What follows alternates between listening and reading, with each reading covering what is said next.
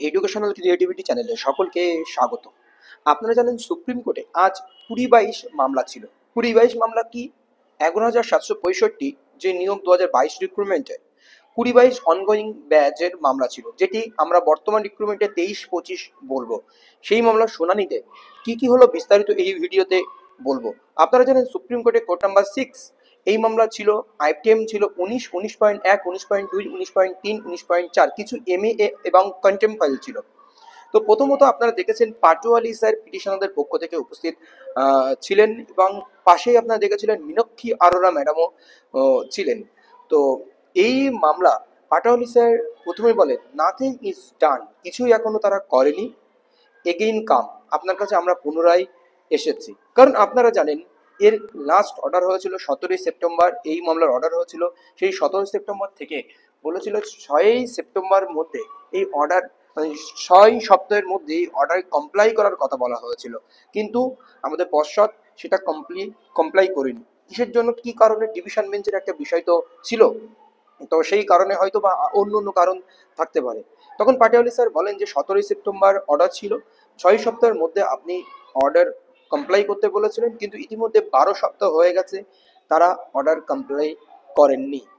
তারপরে একটি কথা তিনি গুরুত্বপূর্ণ কথা তুলে ধরেন যে বর্তমান যে রিক্রুটমেন্ট প্রসেস, সেই বর্তমান রিক্রুটমেন্ট প্রসেস শুরু হয়ে গেছে। এগেইন অ্যাডভার্টাইজমেন্ট 13,000, 13,000 নতুন করে রিক্রুটমেন্ট শুরু হয়েছে, তাহলে তো আবার জটিলতা তৈরি হতে পারে। তার কনক্লুশন ডেট 9 ডিসেম্বর। তখন বিচারপতি হাসতে হাসতে বলে, আপনি কি বলতে চাইছেন? এরকম একটি বিষয় হাসতে হাসতে বলেন। এই হচ্ছে মূলত বিষয়। তারপরে আপনারা দেখেছেন যে ডেট নিয়ে আলোচনা হয়, যে ছুটির আগে কোনো একটা ডেট পাওয়ার জন্য পাটোয়ারি স্যার 17ই ডিসেম্বরের মধ্যে একটা ডেট চান, কিন্তু ডেট 18ই ডিসেম্বর দিয়েছেন আবার পুনরায় শুনানি, এবং প্রত্যেক পক্ষকে নোটিশ দিতে হবে, যারা ইবি ফাইল ছিল বা যারা প্রত্যেক পক্ষকে। আজকে পর্ষদের পক্ষ থেকে কেউ উপস্থিত ছিলেন না। আরেকটি জিনিস, মীনাক্ষী আরোরা ম্যাডাম পাশে ছিলেন।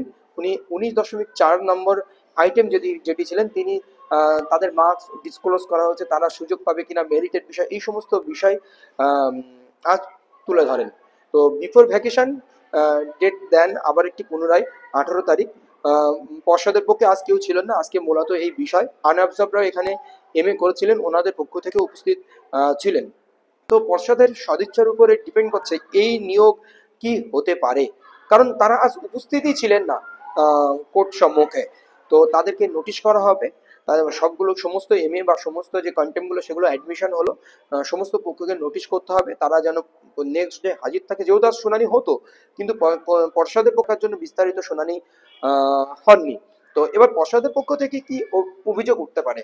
পর্ষদ এই ডিভিশন বেঞ্চ আনঅবজার্ভের বিষয়টি, বিভিন্ন বিষয়গুলো তুলে ধরতে পারে, তারপরে সেই নিয়োগের নির্ঘণ্ট আসতে পারে। কিন্তু পর্ষদ যেহেতু এইভাবে ডিলে করছে, একটা আশঙ্কা থাকতে পারে কি যে এই নিয়োগ পর্ষদ ডিলে করবে না তো, 20-22-এর ন্যায্য নিয়োগ। কিন্তু এখানে যদি পর্ষদ যে কাট অফ মার্কস বেঁধে দিয়েছে, কাট অফ মার্কস বেঁধে দেওয়া যায় না, যে 9,533 জনের যে নিয়োগ তারা ইতিমধ্যে দিয়েছে, তার যে কাট অফ, সেই কাট অফের যদি কমিয়ে দেয়, তাহলে কিন্তু এখানে আনঅ্যাবজর্ব ও 5% অ্যাডিশনাল প্যানেলও ঢুকে যাবে। এই নিয়ে কিন্তু আইনি জটিলতা একটা আছেই।